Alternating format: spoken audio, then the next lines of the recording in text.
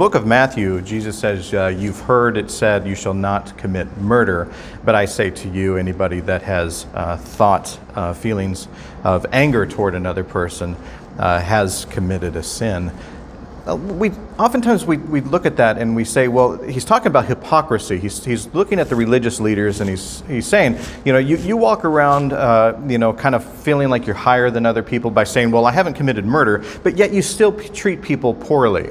And the overall theme of the commandments is really to learn how to love and respect one another.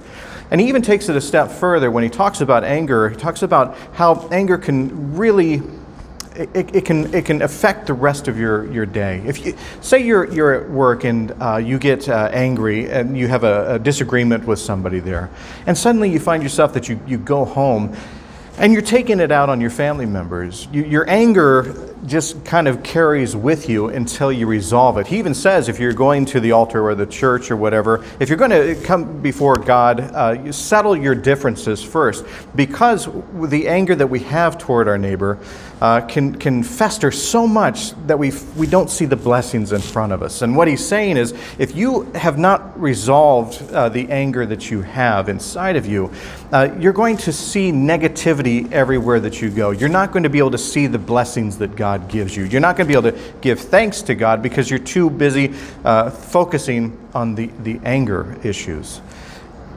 That's the kind of radical love that Jesus talks about. He talks about omitting the things that are negative in our lives, about dealing with them, about talking about them. He says resolve it, which means don't just deny your anger. Anger is a thing that we can feel that gives us a telltale that something needs to be resolved. And what Jesus is saying is work to resolving it.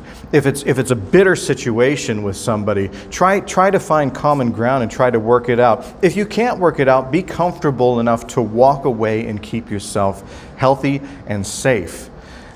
It's taking care of the things that harm us so that we can see the things that bless us.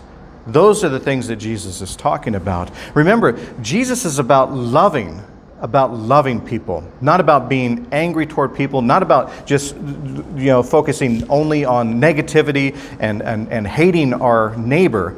It's about finding common ground, about working things out. It's about love. Loving God, loving yourself, and loving your neighbor.